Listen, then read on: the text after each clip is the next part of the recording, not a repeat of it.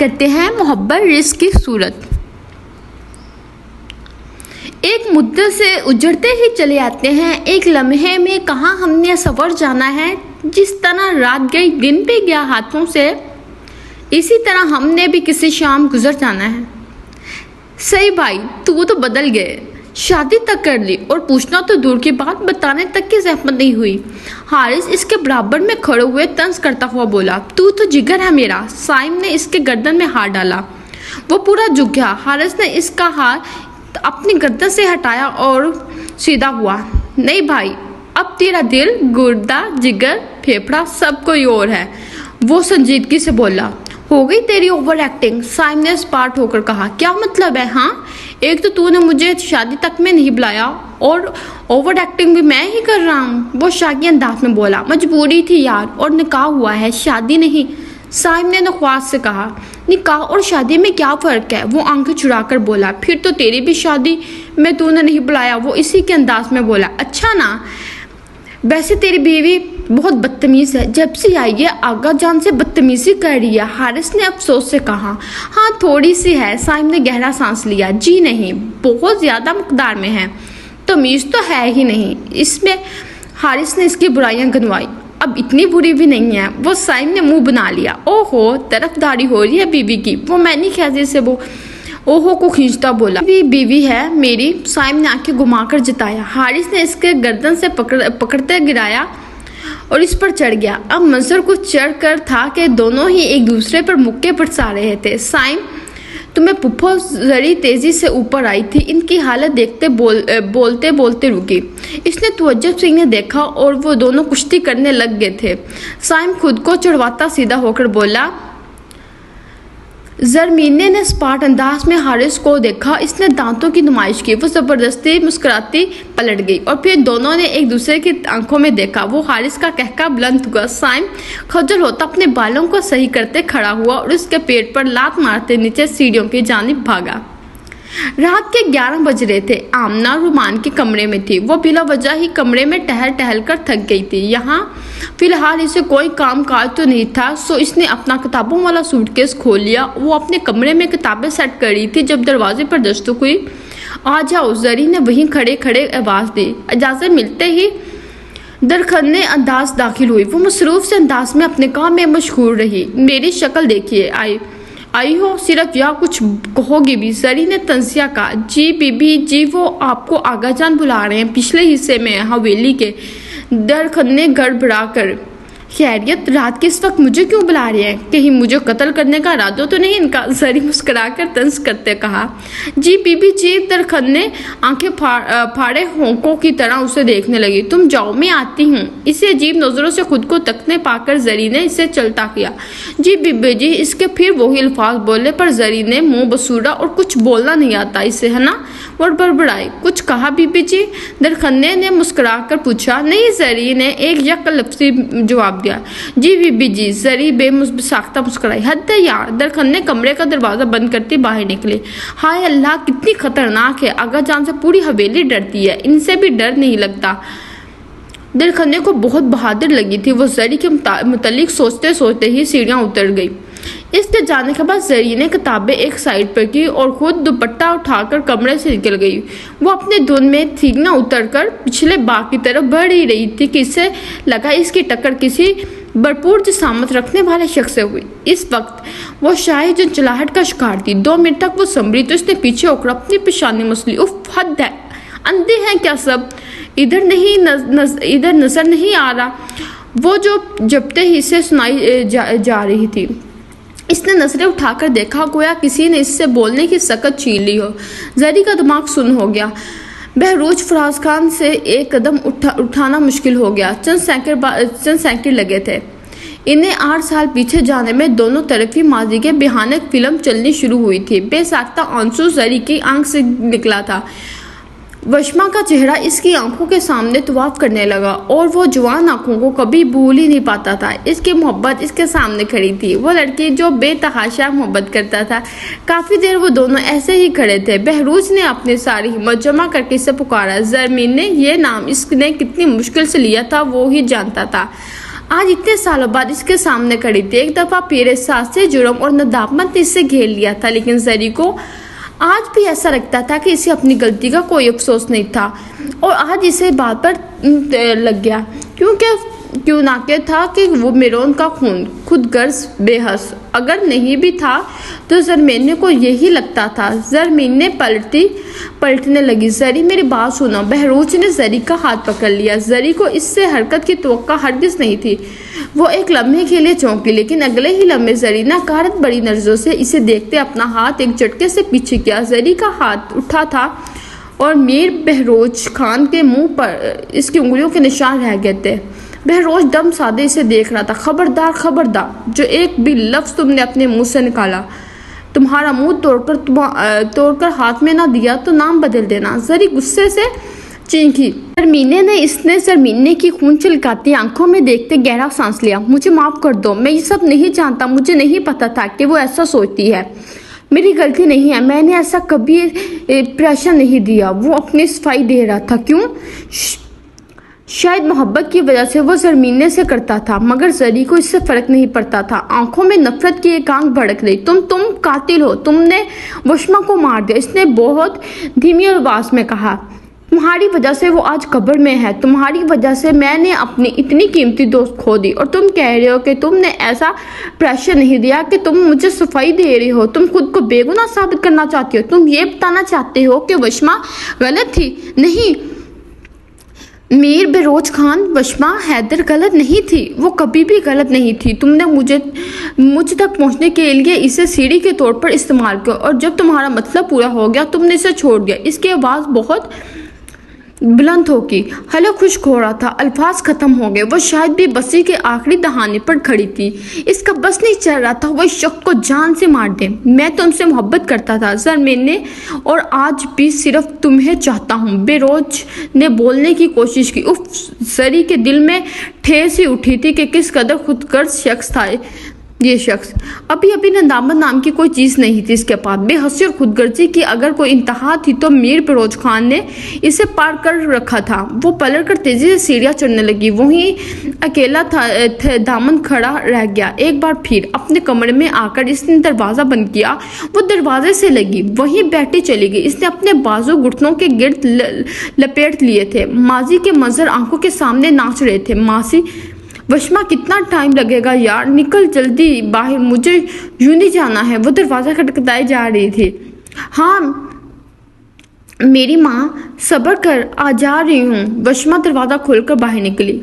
यार हद है, ये तो वॉशरूम में भी नहीं जाने देती आज़ादी से। मतलब इंसान वॉशरूम में भी 2-3 घंटे बैठ नहीं सकता। इसने बेड पर बैठी रमशा से कहा जो मूवी देख रही थी। रहने दो बेटा, तुम्हारी रोज़ की यही हरकतें हैं। रमशा ने उठलाकर कहा। ओ हेलो, कभी अपनी हरकतों पर गौर किया है जो मुझे बातें सुना रही हो? चोर की दाढ़ी में तिनका। वशमा फोन पर हालत नचा कर लड़ने लगे। एक सेकंड, इसे मुहावरे का यही क्या लेना देना? क्यों उर्दू की टांगे तोड़ती रहती हो दोनों? जरी वॉशरूम से निकली तो इतने खतरनाक उर्दू सुनकर इसने टोकना जरूरी समझा। एक्सक्यूज मी, मैं नहीं, सिर्फ ये तोड़ती है उर्दू की टांगे। रमशा फौरन अच्छा कर बोली। अबे तेरी तो मैं। वशमा फौरन तकिया उठाकर इसकी तरफ बढ़ती तो जरी ने इसका हाथ पकड़कर इसे अपनी तरफ खींचा। अच्छा बस चुप करो दोनों। और तुम यूनी नहीं जाना तुमने? जरी ने तौलिया जगह पर रखते हुए रमशा से पूछा, जिसका इम्तिनान साफ बता रहा था कि वो यूनी जाने का कोई प्रोग्राम नहीं रखती। नहीं, मेरा मूड नहीं है। जरी की तवक्का के ऐन मुताबिक जवाब आया। अभी इसने कुछ बोलने के लिए मुंह ही खोला था कि वशमा जड़ से बोली, हाँ यूनी इसके अब्बा की है ना, मूड होगा तो जाएंगे। बड़ी आई है, मेरा मूड नहीं है। वशमा ने इसकी नकल उतारी। जरी की हंसी छूटी थी। इसे समझा लो, मैं ना किसी दिन इसकी गर्दन मरोड़ दूंगी। जरा तमीज नहीं है इसमें। रमशा ने हाथों से गर्दन मरोड़ने की एक्टिंग की। ओहो, ये देखो तो बोल कौन रहा है, खुद तो जैसे तमीज से लदी हुई है ना ये वशमा हैदर। और चुप कर जाए नामुमकिन। उफ, समझ नहीं आ रही तुम दोनों के। चुप कर जाओ, मेरा सर दर्द कर रहा है। तुम उठो और 10 मिनट में तैयार हो, वरना मुझसे बुरा कोई नहीं होगा। जरी का दिमाग घूम गया था इन दोनों की बहस से। हाँ जल्दी हो, सब्र करो। रमशा ने पॉपकॉर्न का पैकेट साइड दहाड़ में डाला और वशमा की आंखें दिखाती वॉशरूम में घुस गई। इनका यूनि में आज इम्पोर्टेंट लेक्चर था। वो तीनों तेजी से चल रही थी। देखना, हम इसके वजह से जलील होंगे। विश्मा ने उंगली से रश्मा की तरफ इशारा किया। जरी ने इन दोनों के बीच चल रही थी। कुछ दिनों से वो दोनों एक दूसरे को काट खाने को दौड़ी थी। इधर आओ बताऊं मैं तुम्हें। रमशा ने हाथ आगे करके विश्मा को अपनी तरफ खींचा। पागल हो गई हो क्या दोनों? छोड़ो इसे, पीछे हटो। रमशा पागल तो नहीं होगी, क्यों लड़े जा रही हो इससे? जरी ने सोचा अब ये मसला हल कर ही ले। मैं कुछ नहीं कहती, हर बार स्टार्ट यही करती है। विश्मा ने मासूम बनते अपना नवाला देना शुरू कर दिया। क्या मसला हो गया भाई तुम्हारे साथ? जरी ने कमर पर अपना हाथ रखा। मेरे साथ कोई हाय विश्मा वो कुछ कहने ही वाली थी जब इन तीनों ने एक मर्दाना आवाज सुनी। रमशा का हलक तक करवा हो गया। वो पलटे बगैर जानती थी कि ये वही था। वो दोनों पलटे रोज गेट के पास ही आ रहा था। इसे देखकर विश्मा के होंठों पर नामहसूस अंदाज में मुस्कुराहट आई। वो अब तीनों की तरफ बढ़ रहा था। ये है मेरा मसला। रमशा के बोलने पर इन दोनों ने इसकी तरफ नासमझी से देखा। मुझे विश्मा और इसकी दोस्ती नहीं पसंद। ये बिला वजह हम अलू हो रहा है। रमशा ने फसाहा दी। क्या हो गया है? दिमाग तो नहीं चढ़ गया तुम्हारा? जरी ने सर अंदाज में कहा। इससे अचानक हमसे दोस्ती क्या पड़ गई? मुझे ये ठीक नहीं लगता। बस रमशा ने मेहर लगा दी। इसकी बात पर रमशा के चेहरे पर नागवारी फैल गई। वो करीब आ रहा है, हम इसे टॉपिक पर बाद में बात करेंगे। रमशा ने दांत में पीसे। तुम मानो या ना मानो, कुछ तो गड़बड़ है। रमशा अपनी बात पर बज़द थी। तुम ना सही आईडी देखना छोड़ो, कुछ तो गड़बड़ है। वंशा ने मुंह बनाते इसके बाद और अच्छा बस ना यार। जरी ने दोनों को चुप कराया। बिरोज करीब आ चुका था। वो 6 फुट लंबा, चौड़ा, भरपूर वजाहत रखने वाला लड़का था। तकरीबन इनसे 4 साल बड़ा था और 3rd ईयर में था। जरी को वो बुरा नहीं लगता था, मगर इसका काम इस तरह विश्मा के पीछे आना पसंद नहीं था। लेकिन एक बात थी, रोज इसे कनेक्ट करता था। मतलब इससे जरी को नीसियत से महसूस होती थी। वो किससे मिलता था या कौन था वो समझने से फिलहाल कासिर थी। इसे तजस्सुस था इस बात को जानने का, मगर वो किसी भी लड़के से ज़्यादा फ्री नहीं होती थी। कैसी हो तुम लोग? कल आए क्यों नहीं थी यूनी? बरोज ने आते ही सवाल पूछा। रमशा नागवारी से इधर उधर देखने लगी। हाँ, वो कल हमारा मूड नहीं था और कोई इम्पोर्टेंट लेक्चर भी नहीं था, सो इसलिए। वंशा ने तफसील से बताया। बात सुनो, तुम हमारे अब्बू लगे हो, हम तुम्हें हर बात का जवाब दें। रमशा से कंट्रोल ही नहीं हुआ तो तड़प कर बोली। जी। बरोज ने शागिन अंदाज में इससे देखा। कुछ नहीं, ये ऐसे ही बोलती रहती है, चुप करो तुम। जरी ने रमशा को घूरा। हम चलते हैं, लेट हो रहे हैं क्लास के लिए। वंशा ने से खुदा हाफिज कहा और वो तीनों आगे बढ़ गई। क्या ज़रूरत थी तुम्हें मुंह फाड़ कर ऐसे बोलने की? से बहुत गलत हरकत होती है वैसे। जरी ने इसे डपटा।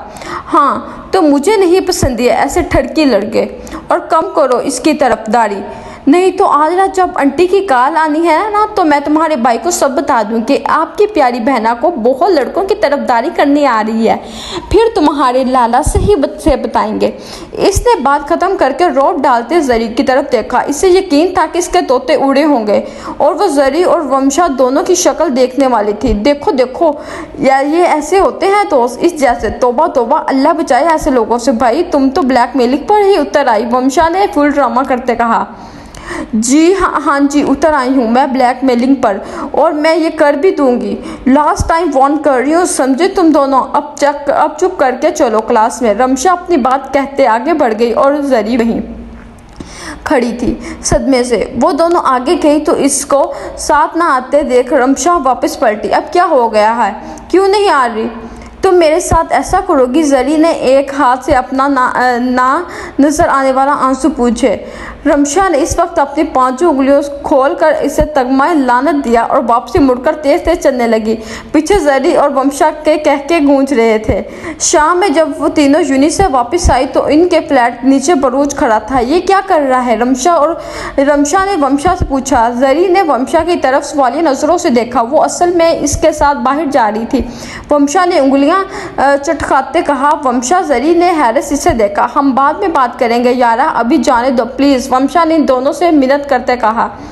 रमशा ने मुंह मोड़ लिया। जरी ने एक नज़र बरोज की तरफ देखा, फिर वंशा की तरफ। अभी जाओ, हम रात में बात करेंगे, जल्दी आना और अपना ख्याल रखना। इसके कहने पर रमशा ने इसे घूरा। वंशा तशकराती नज़रों से इसे देखती बरोज की तरफ बढ़ गई और रमशा मुंह फैलाए अपार्टमेंट की तरफ चली गई। जरी वहीं खड़ी रही जब तक वो बरोज और वंशा की नज़रों से ओझल ना हुए। फिर वो अपार्टमेंट चली गई। वो कमरे में दाखिल हुई तो रमशा इसे घूर रही थी। जरी ने इसे मुकम्मल तौर पर नज़रअंदाज किया। इसने बैग रखकर अपने कपड़े निकाले और वॉशरूम की तरफ बढ़ी। रमशा बेड पर टांग चढ़ाए लेटी इसकी सारी कार्रवाई चुपचाप देख रही थी, मगर जब वॉशरूम से निकलकर टॉवल की जगह पर रखती है, इसकी घूरियाँ इग्नोर करते दरवाजे पर जाने लगी तो रमशा को तो सर पर लगी तलवार पर ना बजी। इधर किधर जा रही हो? रमशा खूनी नज़रों से इसे देखते गुस्से से बोली। जरी के कदम बढ़ते रुकी और पलटी नज़रों से इसे देखने लगी, जैसे रोकने की वजह पूछ रही हो। क्या हरकत थी ये? रमशा ने इसे आंखें दिखाई। कौन सी हरकत? जरी ने फौरन जान बनी। ज़्यादा मासूम ना बोलो, 2 चपेड़े मारनी है, मैंने दिमाग दुरुस्त हो जाएगा। जरी ने होंठ का कोना दांतों में तले दबाया। मैं वाकई नहीं समझी, जरी ने मासूमियत से कहा। अच्छा जी। रमशा अपनी जगह से खड़ी हुई और इसके करीब आई। मिस दरमीने आज़म खान, अभी जो आपने वशमा हैदर को ढीठ मारने पर सपोर्ट किया है, मैं इसकी बात कर रही हूँ। अपनी आंखें जरी की आंखों में गाड़ते अपनी उंगली जरी के सीने पर रखते रमशा ने कहा, ओह अच्छा, तो आप इस हवाले से बात कर रही थी। सो मिस रमशा ज़हीर, जब वो वापस आएंगी तो बात कर लेंगे आपके सामने। वो खड़ा था, मैं इसे मना नहीं कर सकती थी। जरी इसके अंदाज में कहती पलट गई। रमशा दांत पीसती वापस बेड पर जा बैठी। दांत गिर जाएंगे मिस, जाने मिस, बीच में बेरोज नहीं है। जरी ने किचन से हाँक लगाई और फिर अपनी बात पर खुद ही हंसी। बहुत ज़्यादा लेट हो गया, वंशा ने रोड देखते कहा। बिरोज ने स्पीड थोड़ी बढ़ा दी। हाँ बस पहुंचने वाले हम। बिरोज बैक मिरर में देखते हुए बोला। इसने गाड़ी पार्क की तो खुदा हाफिज़ कहती तेज़ी से बिल्डिंग में घुस गई।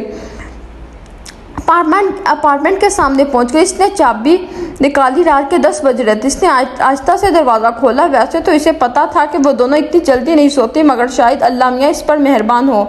अंदर दाखिल हुई तो दोनों लाउंज में सोफे पर बैठी रमशा ड्रामा देख रही थी और जरी कॉफ़ी पी रही थी। आइए आइए, आप ही का तो इंतज़ार था। रमशा रिमोट में अपने हाथों में घुमाते तंसिया बोली। वंशा दुस्सिया कर रह गई। बस में असल में रमशा ने इसे घूरा। बात सुनो, हमें बेवकूफ़ बनाने की बिल्कुल कोशिश बिल्कुल ना करना, सच बताओ। और साथ वार्न करते हुए बोली। वंशा सोफे पर आकर बैठी। पानी तो पिलाओ, पहले ही थकी आई हूँ। जहर ना पिला दो। रमशा ने दांत पीसे। जरी ने कॉफ़ी का मग साइड पर रखा। देखो वंशा, टीवी टू द पॉइंट बात करते हैं। तुम हमें एक्सप्लेन करो कि तुम्हारा इस बरोस से क्या रिलेशन है, क्योंकि हम कोई भी फजूल चीज़ अफोर्ड नहीं कर सकते।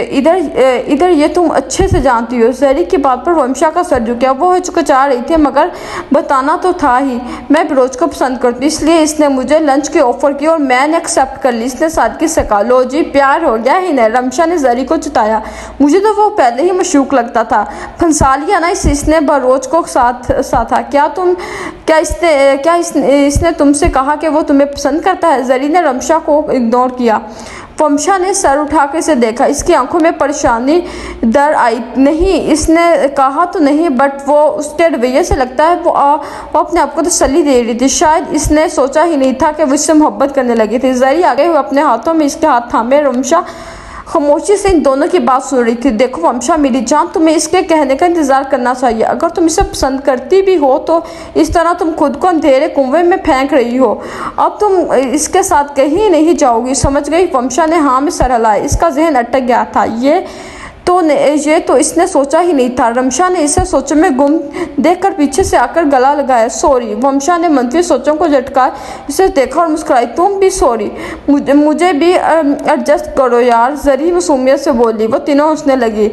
आज सबको चलते 6 महीने गुजर थे। इनका पहला एयर कंप्लीट हो गया था। इनके पेपर्स ख़त्म होने 1 हफ्ता हुआ था। वो तैयार हो रही थी और बहुत खुश थी। आज इसे बिरोज के साथ डिनर पर जाना था। इसने वंशा से कहा कि इसे वंशा ज़रूरी बात करनी है। वंशा वो दोनों भी उम्मीद की कि आज यकीनन वंशा को प्रपोज करेगा। इन 6 महीनों से इसके दिल में बिरोज की मोहब्बत बहुत बढ़ गई थी। वो दोनों भी इसकी खुशी में खुश थे।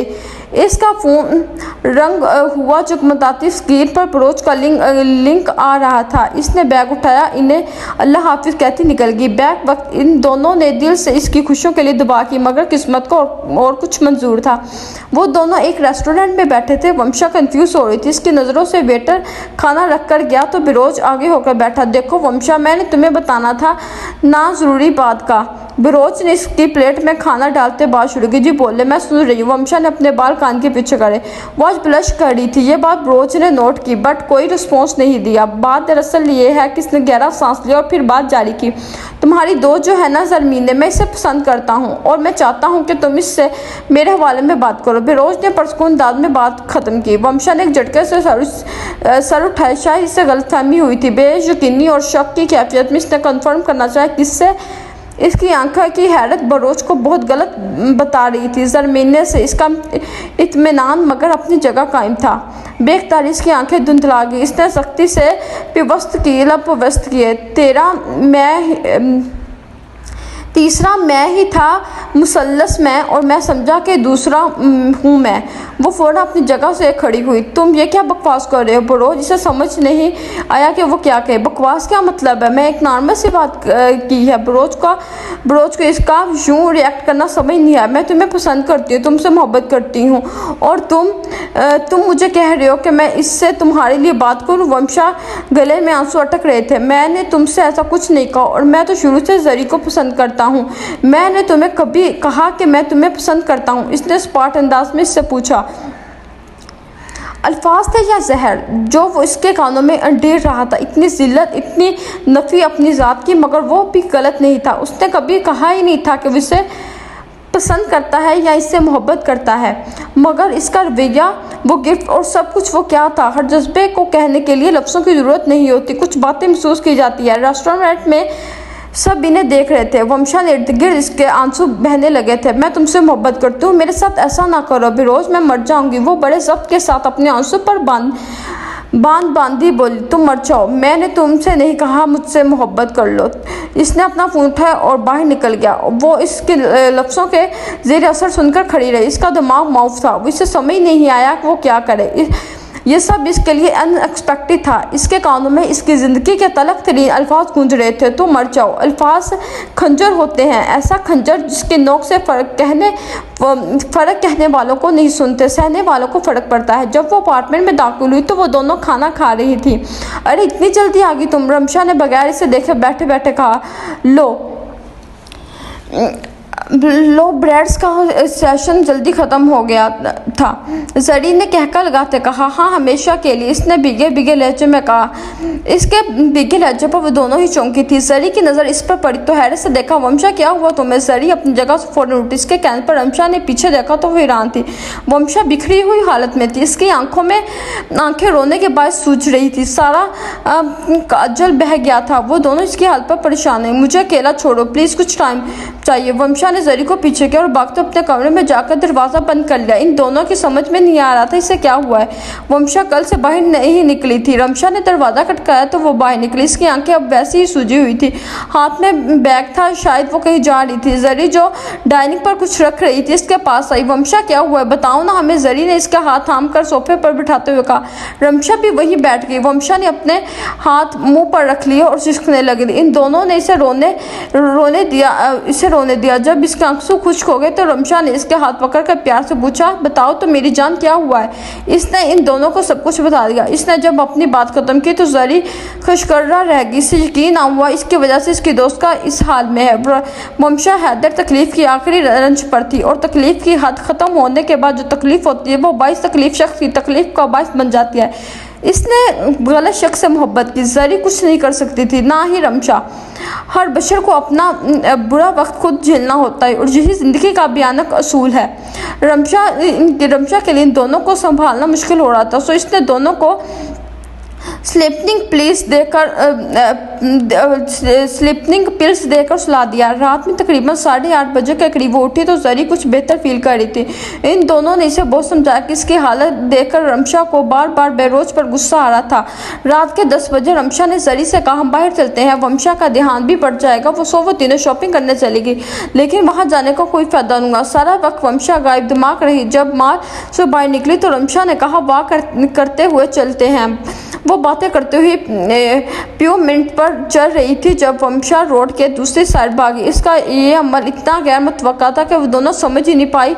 बस वो साइड पर मुड़ी। अगले मंजर में एक दरख्त चीख रोड पर गूंजी थी। जरी साखा नजरों से देख रही थी। रोड के उस पर बरोज खान खड़ा था। वो तीनों एक साथ उसकी तरफ बढ़े। रमशा घुटने के बल इसके करीब पहुंची। जरी और बरोज पर बेयकीनी की कैफियत थी।